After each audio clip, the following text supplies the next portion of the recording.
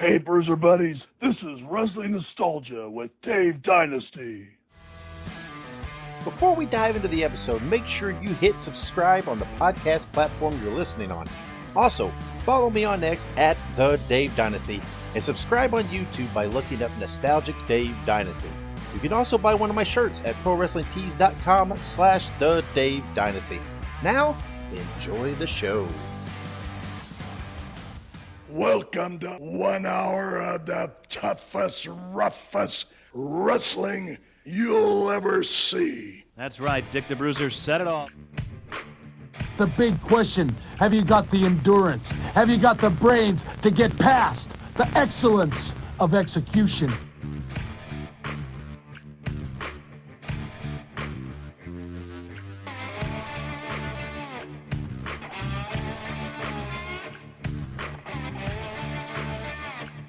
The reason why Axe and myself were put on this earth is to demolish people. Bobby Heenan, that is a very good-looking sport coat you've got on. Yeah, and I paid for mine. Mine isn't government issue.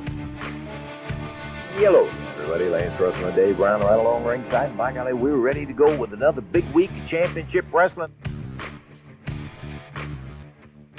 Greetings, wrestling fans, and welcome to Wrestling Nostalgia. I'm your host, Dave Dynasty. Thank you for joining me for another episode. On this episode, my guest is author Steve Johnson. He is the author of Jim Londos, the Golden Greek of Professional Wrestling. We're going to talk all about Londos, his importance to wrestling history, the book, and much more. So let's take a quick break and get right to it. And when we come back, we'll have my interview with Steve Johnson. So stick around. Hey, you bums, we have to take a quick break. Filsinger Games is a tabletop cards and dice game company that has enjoyed success for over 3 decades. Their first game was Champions of the Galaxy and was released in 1986. Champions of the Galaxy is a tabletop game that features professional wrestling over 100 years in the future. Humans, aliens, and monsters battle in the Galactic Wrestling Federation for belts. Legends of Wrestling features officially licensed wrestling cards featuring stars like Ted DiBiase, Jimmy Snuka, Harley Race, and many, many more, including game sets for independent promotions. Each match takes place in real time. The action is fast and furious, and all the things that happen in pro wrestling, like cage matches, outside interference, 3-man tag matches, they also happen in the games. You have the opportunity to run your own wrestling promotion involving either real life stars or fictional characters of the future, or you can mix and match both. Visit filsingergames.com for more information and to order the games today. That is Filsinger Games, FILSINGERGAMES.com to order now. If you like horror movies, be sure to check out Dave Dynasty and Ike Isaacs on the Listen to Their Screams Horror Podcast. It is available on all podcast platforms and on social media at Listen to Screams. That is Listen, the number 2, and Screams.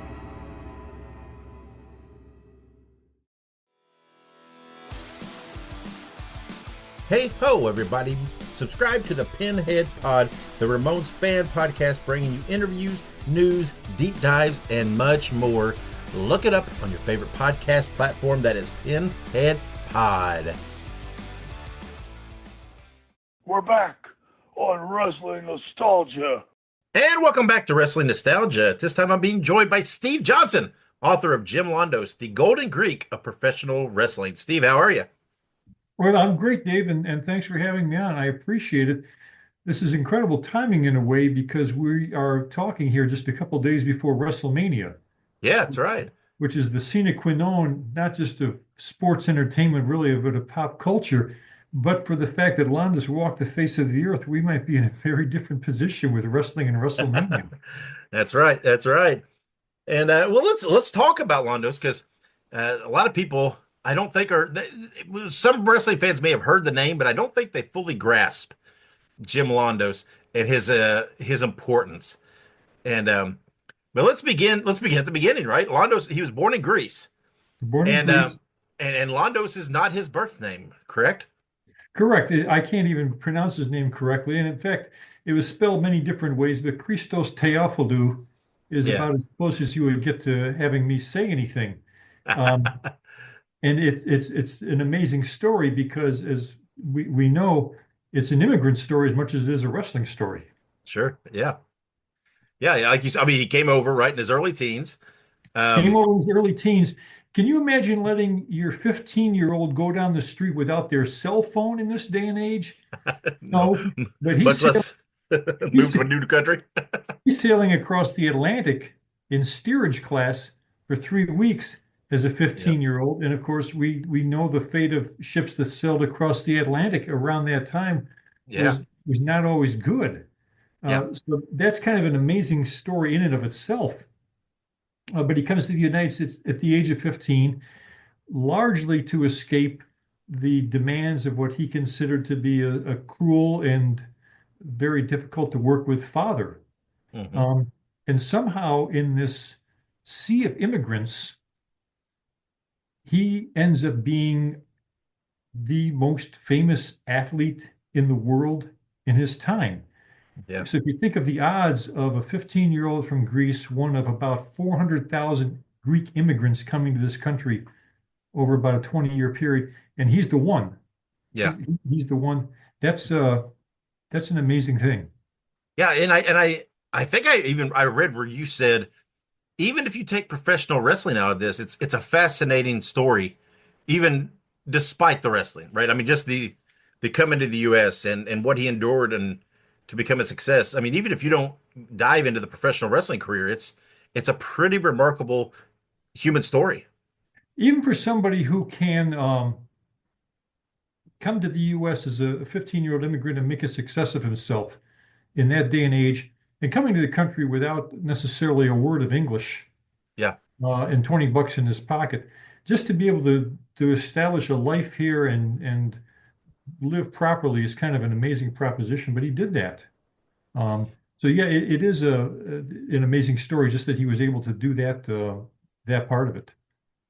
Yeah, and the things I've read and seen about his early life, there's always a mention of a cousin of his.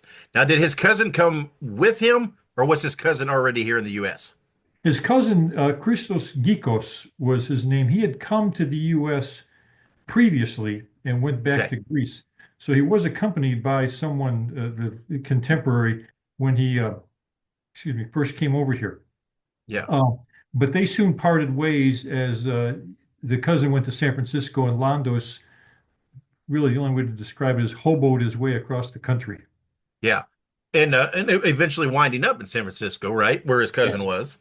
And worked odd jobs, did what he had to do. But while in San Francisco, kind of maybe a life-changing thing, right? He joined the YMCA. He joined the YMCA, yeah. And it was kind of a follow-up to his hobo travels across the country. His first real stop from New York was in Chicago, where he basically hung out with a couple of folks that he knew from Greece who were his age. They belonged to a gym, a club at a resettlement complex. And he would go over there, not working, he would go over there and kind of watch them during the day at the age of 15, 16. And that's where he first got involved in wrestling. He would watch these guys come over and wrestle in this gym, and he was taken by it. He'd come back home with his friends, throw a mattress on the floor, and try to replicate what he had seen during the day. So that's when the wrestling bug kind of bit him. So then when he went to San Francisco, that's when he joined a Y and found out that he didn't know the first thing about wrestling. Yeah. He was a quick learner and a good athlete. Yeah, and quickly became a top amateur on the West Coast at that time. That's one of the things that people don't realize. We didn't have at that point the kind of university or amateur wrestling that we do today. But he was, in his teens, by any measure, the top light heavyweight amateur on the West Coast. So you wouldn't have all the laurels and the All-American honors that would go around with it today. Right. But still, he was as good as anybody. Picked up the game really quickly, had a good build for this. Short, stocky, hard to move, built like became a terrific amateur, and one of the amateurs who became a professional. That was fairly unusual at that time. Yeah, it turned pro around 1914. And there was already obviously, like you mentioned, the tensions with his father, but the turning into a professional wrestler was kind of a major split between him and his father, wasn't it? Yeah, his father, for all intents and purposes, disowned him when he Mm, became a professional wrestler. Um, wasn't worthy of the family name. Professional wrestlers were bums, low lifes. He wanted nothing to do with his son. Cut him off. Uh, that's a tough thing because Londos was the youngest of 13 children, although several died fairly young. So yeah. the father was disowning his youngest son because of his choice of careers. That's a difficult pill to swallow. Yeah, and I would venture to guess, obviously we can't get into his head, but I would venture to guess, right, that's a very driving force with what Yeah, he became. I mean, I would have the number one, maybe the urge to attempt to make his father proud, but also to prove him wrong. that was one of the things, Dave, that I really didn't know about when I first got into this. When I started the book, I knew about Londos and about his record and kind of that sort of thing. I didn't really know anything about his personal life.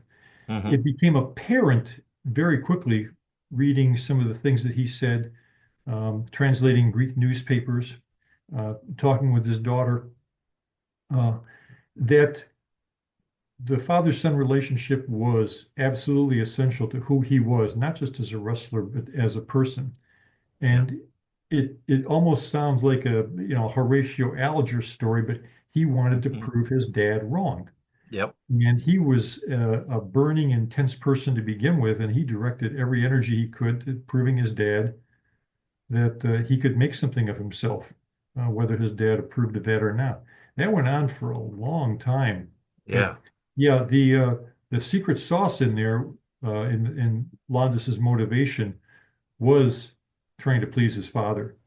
Yeah. Well, and also from what I've gathered, and I don't, you can correct me if I'm wrong. I heard that I read that another kind of driving force was Londos was only what 5'8", and Five lots of eight, people, yeah, yeah, lots of people said he's barely 200 pounds. yeah. So he had that at that time that stigma of too small, too small, too small, and I mean, I think that from what I read could have been a motivating factor as well to prove those critics wrong. Sure. He had the odds stacked against him in a lot of ways. We had the Yeah. situation with his father. He had his size. He was a Greek immigrant at a time when the world champions basically were Joe Stecker and Ed Lewis and Frank Gotch, kind of the Yep. big all-American Midwestern farm boy types. Um, a small Greek who did not speak particularly good English was not necessarily welcomed um, in that realm. So he was fighting a lot of things, and of course the natural um, discrimination against a lot of South Europeans in Hmm. the years following World War One. He had a lot of strikes against him, Yep. which makes his determination even more remarkable in my eyes. Dave, every time we see somebody uh, win a championship, whether it's football or basketball or the March Madness, first thing the reporter does is stick a microphone in front of the champion's face and say, how'd you get to this point? And the Yep. answer is, it just took a lot of dedication. It just took a lot of hard work, and it pays off in the end.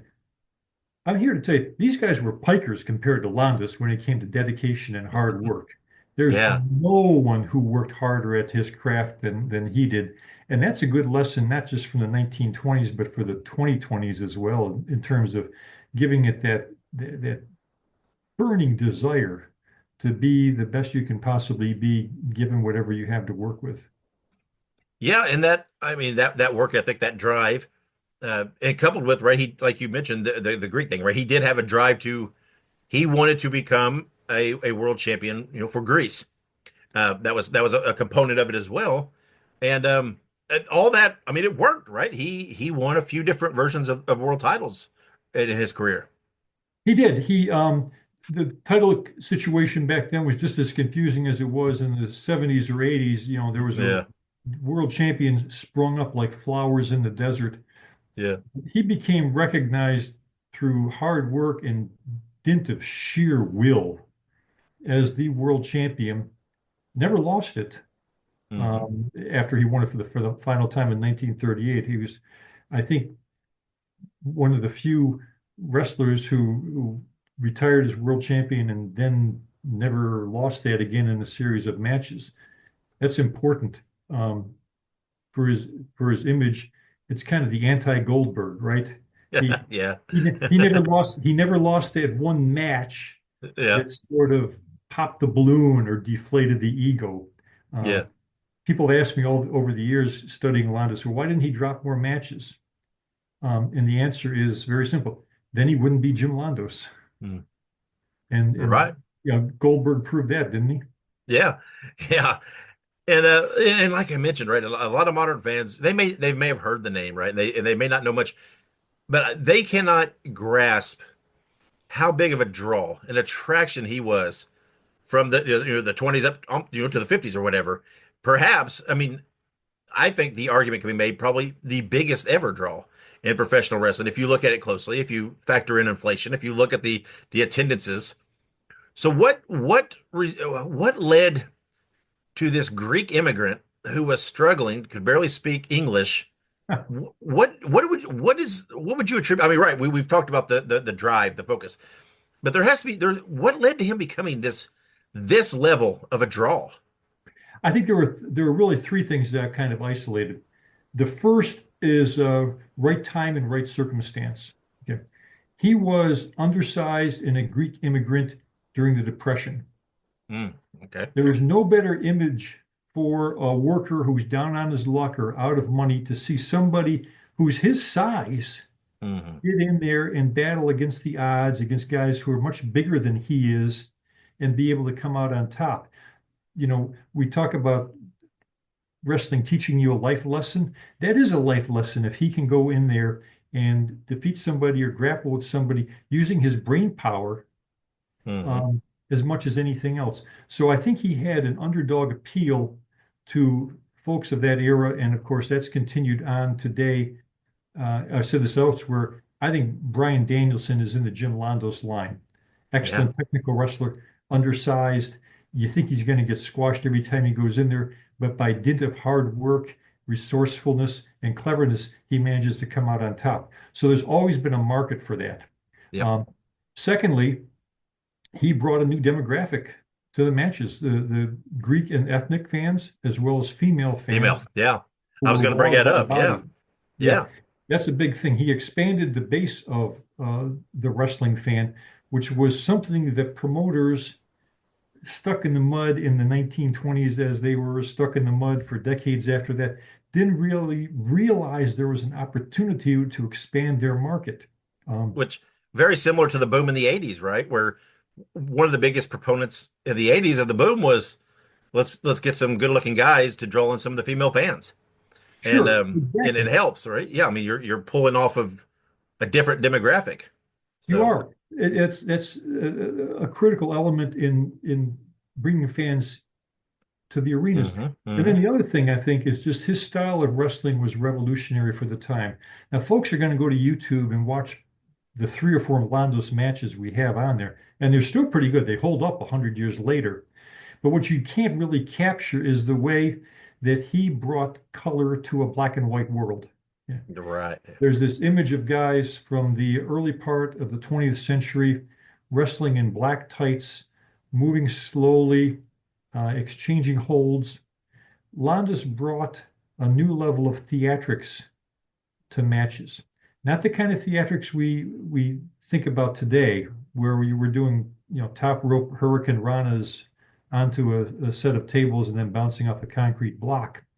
But just his ability, which was part of his vaudeville training, to understand the connection between the performer and the artist. Lips pursed when he was in agony, reaching his hand out when he was in a difficult hold, as though he's trying to draw the people in the front row into his predicament. Yeah. Making his comeback, not with punches, but with counter holds. Again, getting back to resourcefulness. Those kinds of things just weren't done at that time, and they were borderline revolutionary. Yeah. And then he introduced holds into wrestling like the sleeper hold. My goodness, what would wrestling be without the sleeper hold? Yeah. Yeah. It's often imitated, never duplicated. So his style and his approach to the game was different, and it really resonated with people. And I think it still would today if you look back seriously at some of the matches you can find on YouTube. Yeah, I was going to say he was a bit of a bridge, right, between that old style and that new, right? He was the the old school wrestlers, the quote unquote shooters, and this and that, and what not. I mean, I'm not doubting Londos was tough, right? Could whatever, and it was scrappy and was determined and everything else. But you're right. I mean, he had knew the importance of a performance, of a little bit some showmanship, and was introducing that even to that down to that what we talked about, that underdog story, right? It's a story. It's a biblical story that everybody knows. The small underdog against the bigger giant, and it just and it worked. And he did. I think he was one of the key components to help. You could spot a few handful of guys over the course of wrestling history that maybe kind of bent that timeline a little to point it in a new direction. And I think there's an argument to be made that that Londos was that guy that kind of started to point it in a new direction, that later guys would take it and run with it. Some of those guys, right, the Gorgeous Georges, this and that, Londos faced late in his career.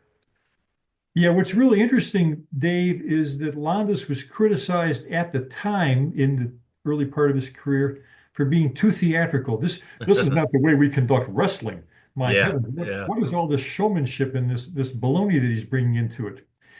Yet by the end of his career, when he's facing Gorgeous George and the French Angel and some of those characters, Primo Carnera, people are saying, "My God, what is this? What is this terrible wrestling?" It's not like it was back in Londos's day. He's the lone paragon of virtue in wrestling. It gets back to what our friend Dave Meltzer has always said. Every generation criticizes the wrestling that was before it, saying it was not as good. So that's when you turn to the drawing power and you look at his drawing power and you say, my goodness, audiences didn't just increase when he first came on the scene. They doubled, they tripled, they quadrupled. He drew the biggest crowds in certain arenas in the 30s until WrestleMania, 50 years later. He must have had something going for him, and sure, it's just a shame that in today's era where we move on so quickly from whatever happened on last night's AEW Dynamite that we don't always take the time to realize, wow, this was really something back then, and it still holds lessons for us today. Yeah, I mean he helped establish New York wrestling pre-McMahon era, right? And then once he kind of left New York, right, it kind of fell apart until McMahon because they didn't have him. It didn't just fall apart when he left New York in the 30s. They didn't have wrestling in Madison Square Garden for 11 years. Sure. So, yeah, that's bottom barrel. When he when he won his first championship, they didn't even run Madison Square Garden. Jack Curley at the time. The 2 or 3 times before Londos won his first championship in 1930, they ran the Garden with Ed Lewis or Joe Stecker as champion, and they're drawing crowds of 2,000, 3,000, 4,000. Londos is champion. All of a sudden, people are ripping the railings apart at the Garden trying to get in, and we're at 20,000. And it's becoming such an event that newspapers that previously treated wrestling like at arm's length to be charitable are suddenly saying, what is this great phenomenon? Who is this guy? And he's becoming not just a wrestling icon, he's becoming a pop culture icon. He was in that sense the first of the way we see the crossover wrestling icons of today. And he's all doing this when he's an immigrant from Greece, really the first immigrant athletic superstar in the U.S.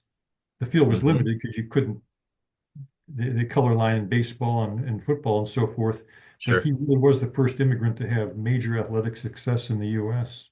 Yeah, and it made him a hero back home in Greece, because talking drawing, right? When he went back to Greece for a match, right? There's talks of we're talking what the number is 100,000. I mean, to see. We spent a lot of time on that. In suffice to say that in Greece, he moved from hero status to deity status. Yeah. The country had been through some hard times in the teens and the 20s, and Londos was something of a savior. And I know it's funny to use the idea of a wrestler as a savior for a nation, but if you go back at the Greek newspapers of that time, and I thank Vicky Moutzori of Athens, who helped me go through all those papers and conduct the research, it's just amazing the way Greece associated Londos with its national success and its national identity, to the point where prime ministers sought him out for photo opportunities, hoping to get a little bit of the rub from Londos. And so you see prime ministers of Greece saying that, Venizelos saying that Londos is a beacon of light in troubled times. Or in 1937, in his famous match in the Olympic Stadium with Johannes van der Walt, Londos walks into the stadium accompanied by the Greece prime minister. That's almost unfathomable to us, that he had that kind of stature in his native land, and not just in Greece, but in Cyprus and in Egypt and South Africa and England and France and Turkey and all the other places that he wrestled internationally. He was just the biggest drawing card in the U.S., but he was truly kind of the wrestling representative to the world. Yeah, and he seemed to have a good grasp on his power and influence, because he was very philanthropic, right? He was very giving, very helpful, to the point, right, of being recognized in Greece and being recognized by Richard Nixon for his deeds. So it's one of those things where it's good to see, right, someone come from where he came, get to that level, and not forget, and to be giving, but especially for Greece, right? He did a lot for Greece, and was recognized. He made a lot of money. He gave a lot of money away. One thing I didn't put it down in the book, because it was almost too humble, but it's an important story. So Londos bought land in Southern California for cash in the 30s that turned into his avocado and lemon farms. And he bought the property at that time inexpensively, and of course, property in Southern California in those lush hills became amazingly exorbitantly expensive. But he gave a lot of down and out wrestlers who didn't have a job, or maybe they were past their prime, jobs on his farm to help them out when they needed a buck here or there.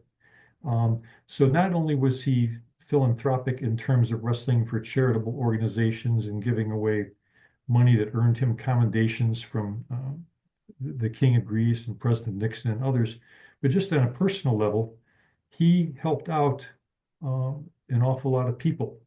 And there's a story in the book where he was wrestling in Canton, Ohio, which is really where he got his big start in the 1910s, and learned of the plight of a young man at ringside whose stepfather was out of work, and the young man was just peddling newspapers to try and support his family.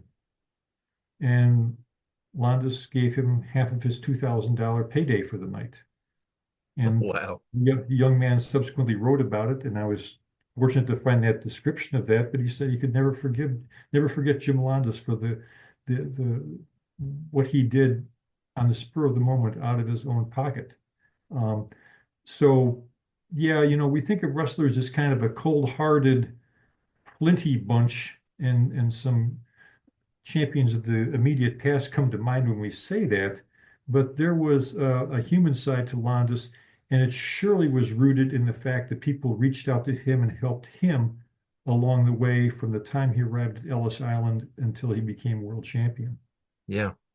Yeah, and there's again, it's such a fascinating career, fascinating life, so many of these stories. But what obvious besides the obvious fact that the book on Jim Londos it needed to be written, what finally was the turning to make you decide to write this book? Um, the real key was John Capuya's book on Gorgeous George, which most folks have looked at or read. John's not been the best of health, but he wrote a wonderful book on Gorgeous George. The problem is George's ending is not pretty. He battled alcoholism. His star skyrocketed very quickly, but tumbled to earth very quickly. Yep. It's not the kind of thing you make a Disney movie out of, in short. Londos is kind of the opposite of that. He worked hard. He had a long career. He saved his money. He helped others. And he had the admiration of so many people. So I saw Londos as kind of the contrast to Gorgeous George. Not flashy with the robes, although he was flashy in his own way. But respecting the business, respecting himself, taking care of himself physically, and raising a wonderful family. In many ways, and that's not to demean Gorgeous George, but in many ways, kind of the story arc is very, very different. And that was what really got me thinking about, we need to write about this guy. We write about a lot of wrestling failures. And here is probably the greatest success story in the history of this sport.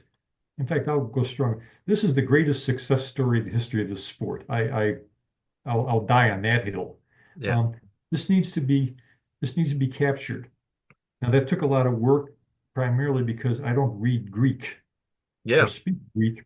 So I did have a wonderful translator and researcher who helped me with that, because the story is as much about Greece in the end as it is about North America. Yeah, I was going to ask about your research, right? Because it's difficult to write about someone who's no longer with us, that we can where you can't get that firsthand story. You can't reach out to them. But you said that, right? You had some input and some cooperation from his family and his daughters, right? And then you said that you had someone in Greece helping you with the newspaper thing, and then that's pretty crucial, right? To do that, but and the one, I guess, correct me if I'm wrong here. From what my research and my things I've seen, and I don't typically go back quite as far as with my research as on things as you did with Londos, but the newspaper coverage was very different on professional wrestling, and you would get coverage of the big matches, lots of times in the major cities and stuff. So I'm venturing to guess that helped. Did like you said, once you made contact with the family and you found someone, a Greek contact, did things dramatically get easier for you, or did you still have some hurdles with trying to research him? Things got more difficult in the sense that I had more stuff to work with. I could have written, 120,000 words about Londos. It's 80,000 as it is. So trying to trim it down and keep it at a level where somebody who's not necessarily a wrestling fan can enjoy the story was a little bit of a hurdle. But I also hit just about every library known to man, including Notre Dame, where they have such a great wrestling collection there. So weaving together all those strands kind of got me to where I was. The example I used that I don't think has appeared in any other book on wrestling is that I have quoted the Journal of Ophthalmology here after I did some research with them and found Londos's case study of trachoma in some of the medical journals of the 1920s. Now that's digging in deep, but to bring that around, Londos suffered from trachoma like a lot of wrestlers did at the time because of dirty mats. And untreated, that can lead to blindness. And he was very fearful that his career was going to be nipped in the bud because of that. So, yeah, that's going the extra mile, but it turned out that that was a very important element of his story. So multiply that by a lot of little things that you just kind of tugged at the string and tugged at the string, and all of a sudden you unraveled something. And that's the way I tried to approach the research for this. And I'm a journalist by trade, an old newspaper reporter. So I naturally doubt anything I'm told to begin with. Well, That's doubly so with wrestling. yeah, really.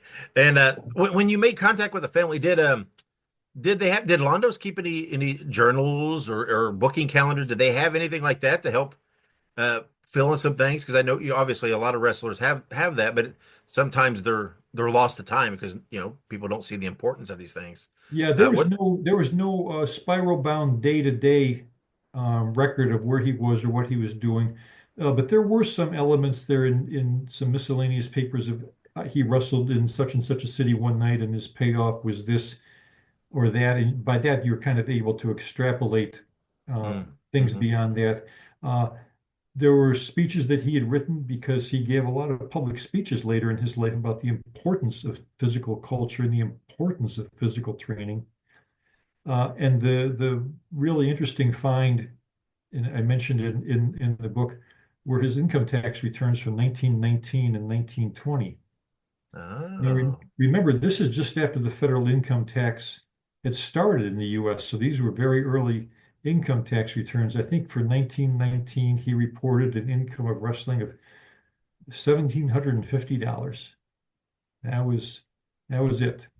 That's probably more by today's standards, but I think even by 1919's measures, he was not exactly getting rich going in every night and getting beaten to a pulp before he made his comeback.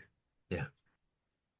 So, and when you went through the research and talking to the family, working with the contact in Greece, did you through this course was there anything, maybe just one in particular, but multiple if you need to, was there any real major surprises besides you mentioned the tax returns? Was there anything that just was a major surprise that you uncovered that you couldn't believe, or maybe defied some of the stories out there, or unearthed something that maybe wasn't? I mean, I'm sure there was plenty of things like that, but was there anything that really jumped at you as a major point that you unearthed? One of the things that I really didn't realize is that he sort of invented his own territory system. Oh, okay. This guy was a smart businessman. He had probably the equivalent of an 8th grade education, but he's a lifelong reader, enjoyed reading, studied the philosophers and so forth. But he was a shrewd businessman.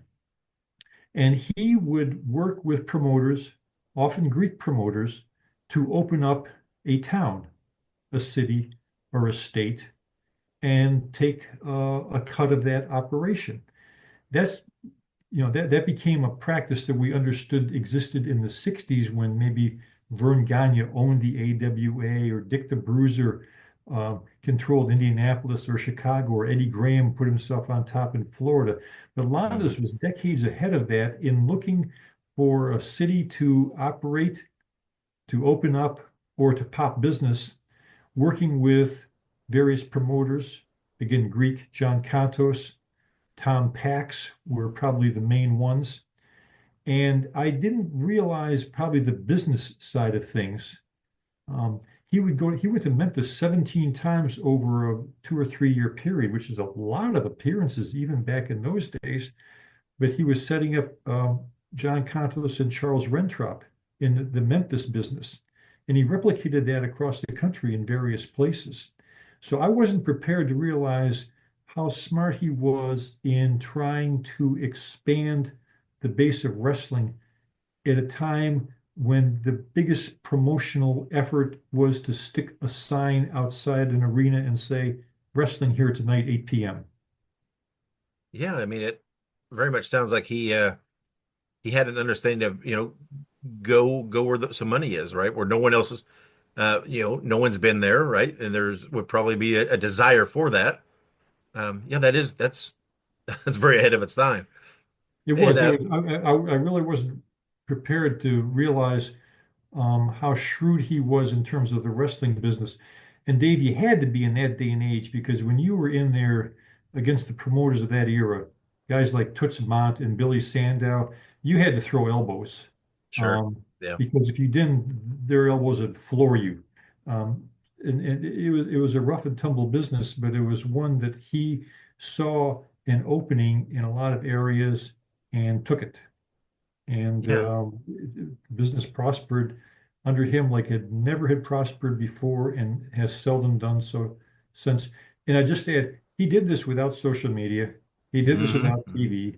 He did this without Instagram. He did this without the backing of a publicly owned company. He did this without an AEW or a WWE or the NWA.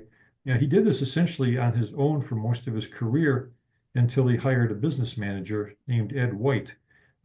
So to be able to self-promote and do all those things while keeping yourself in shape and going from town to town on the train and wrestling and winning, he led a full life at that time. Sure. So what ultimately led to Londos retiring? Was it just purely an age, mostly an age type thing, or it really was an age type thing. His last set of matches was in 1959 in a tour of Australia and New Zealand. And he was 65 years old at the time. It was a series of charity matches.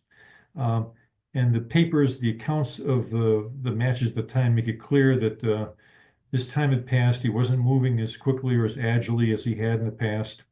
It took him a while to catch his breath after matches. So it really was another wrestler who just couldn't get it out of his system and did it for as long as he possibly could. Yeah. Even then, though, he had a special attraction. I talked to Stan Kowalski, who was on that tour with him, the Big K, wrestled him several times in that. Stan was the brawler of all brawlers, right? There was in the ring, there was not a nice bone in his body.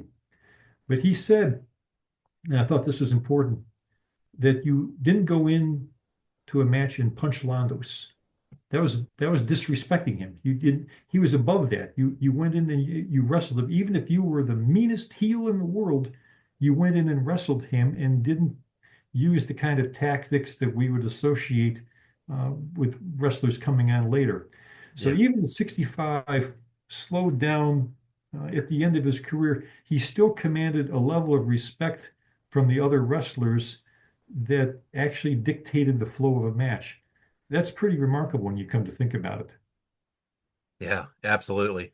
And I encourage people to go get the book, right? I don't want you to tell every story, but I think we gave a good sampling here to get to hopefully people to understand the importance of Jim Londos, but then to maybe get that craving going for them to go get the book.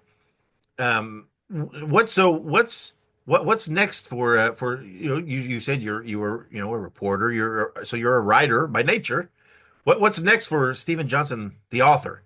Do you have any future projects planned? Or in terms of wrestling, we do. Of course, I have some other stuff outside of wrestling that pays for the wrestling research and wrestling writing. Nobody gets rich writing books on Jim Londos. But I have another book coming out within the next probably couple of months called Mirth, Mayhem, and Mad Men, which is a collection of some of the pieces from Slam Wrestling that I've done, updated and refreshed. And there's also a bunch of new things in there as well, on Dr. Jerry Graham and the IWA and Bobby Manigoff and some other things that are kind of cool. The book follows the mold of the Pro Wrestling Hall of Fame series that Greg Oliver and I did.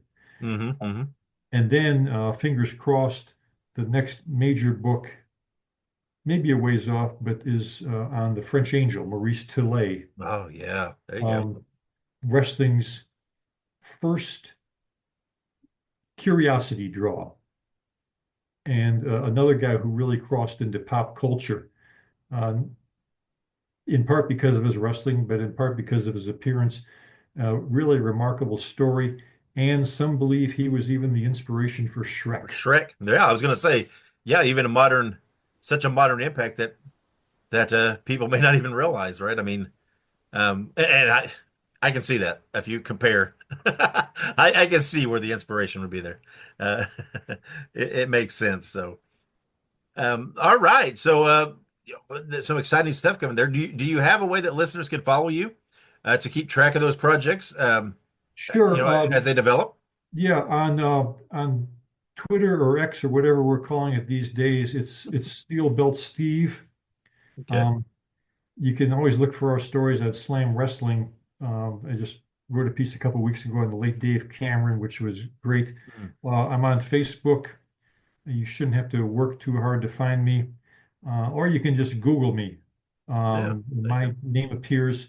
All the contact information for this book is at an easy URL, londosbook.com, which has some stories that we didn't touch on today and some other information, but there's ordering information there and contact information if someone wants to reach out. I always thought at this point in my life I'd be looking for ways for people not to contact me, but I try to respond to everybody, good, bad, or indifferent. Yeah. And having things like this, Dave, helps. I appreciate it. Well, of course. Yeah. And once again, the book is Jim Londos, the Golden Greek of Professional Wrestling. Like Steve said, right? LondosBook.com, kind of a central hub for that. But it's also available from all your prominent book retailers on Amazon, etc., if that's your preferred choice. But it's easily accessible, easy to get. And I would highly encourage people to go out there and to read that. And lots of people, if you're a modern wrestling fan and perhaps with an interest in the history and kind of want a starting point, right? Where should I look? Where what's something that can kind of vault me off? This would be a very good starting point, right, with Jim Londos, because like I said, he's very much a bridge to modern wrestling, and you can kind of see where modern wrestling stems from him. So I think this would be a good starting point for people. So go get the book. Steve, I appreciate your time, and we'll revisit and have you back on in the future when you have some other projects out there, especially at French 8. That's exciting. I look forward to that. And we'll talk again when you have some other future projects and discuss those. Well, thanks for having me on, Dave. I greatly appreciate all your stuff, and well, thank you. I wish you the best for this. Thank you. Yeah, like I said, I wanted to give everybody kind of an overview of Londos today, without giving away the whole farm, and hopefully, like I said, to encourage people to spark enough interest for people to go and buy the book and dive in, because you told a few stories today, but that's just the tip of the iceberg of what they can get from the book. So that's what I want. I want people to go dive deeper and buy the book. So go look it up, guys. Again, Steve, thank you for your time, and we'll talk again in the future about some of your other projects coming up. Thank you, Dave. Hey, you bums, we have to take a quick break. Hey guys, Ray Russell here, curator of the WrestleCopia Podcast Network, inviting you guys to listen to many of the programs here as part of the WrestleCopia brand, including, but not limited to, the Wrestling Memory Grenade, currently covering the 1988 and the WWF project. You can also listen to the Regional Wrestling Podcast, where we talk the territories, whether it's Jamie Ward with Georgia 81, Roman Gomez with the UWF in 1986, or Gene Jackson covering Memphis in 85. 3 projects going on right now over there at Regional Wrestling. You can also listen to the Wrestling Stoop with the legend himself, Bob Roop. Bob goes back in time each and every week, covering not just his career, but countless stories and interactions with hundreds of wrestling names spanning his 2 decades in the business. But that's not all. You can also check out the Puro Wrestling Academy with the professor of Puro Resu, Mr. Dan Ginnity. Dan and I go back in time and cover the history of Japanese professional wrestling in the English language. And you can listen to all of those shows and more, all part of the WrestleCopia Podcast Network, located over at WrestleCopia.com. That's WrestleCopia.com, and anywhere your podcast streaming needs are met, from Apple to Spotify, Pocket Cast, and beyond. And while you're at it, why not subscribe to our social media guys for all the latest goings on here at the WrestleCopia Podcast Network. Plus, I'm constantly adding old school video clips and pictures from throughout wrestling history. You can follow us over on X, formerly Twitter, at Wrestling Grenade. That's at RASSLIN Grenade. Also, follow and like me, Facebook.com/Wrestling Grenade. And why not subscribe to YouTube.com/Wrestling Grenade. So if you're looking to support that next up-and-coming podcast brand, please consider making it WrestleCopia.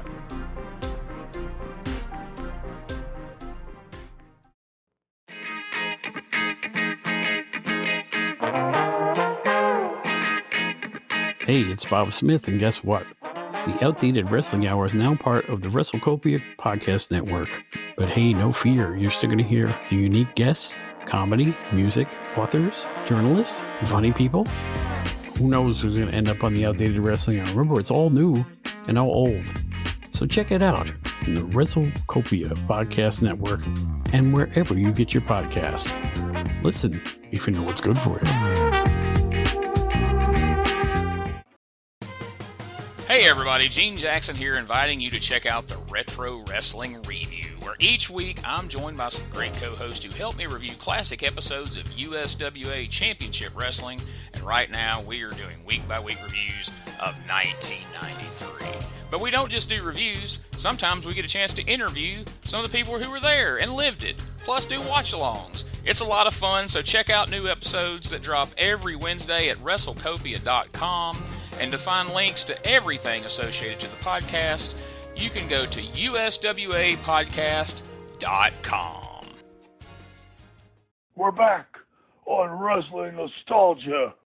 All right, and thank you to Steve for coming on the show and talking to us about Jim Londos and his book. Guys, go out and get that book. There will be a link in the show notes to take you straight to Amazon to buy his book. You're going to want to read it. Jim Londos is a very important figure in wrestling history. So go buy the book and dive a little deeper.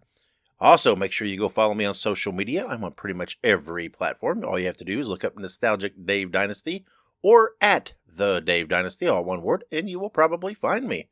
Also, go check out all the other WrestleCopia Network podcasts. You can find them by searching on your favorite podcast platform or go to WrestleCopia.com. Also, be sure to check out my friends at the Ultimate Classic Wrestling Library. Go to ClassicWrestling.net to sign up for the most affordable wrestling streaming service available, and then you can download the Ultimate Classic Wrestling app on all of your smart devices. My guest next episode will be Sergeant Buddy Lee Parker. We'll talk all about WCW, the Power Plant, and much more. That is coming up next week. Thank you for following me and all your interactions on social media. It is very much appreciated. And guys, remember, wherever you go and whatever you do, be good, be safe, and always keep on growing. Fans, we brought you All-Star Championship Wrestling. This is Sam Maneker thanking you for being with us and saying until next time, so long everyone. Wrestling Nostalgia, copyright Dave Dynasty, Bruiser voice done by John Lawson.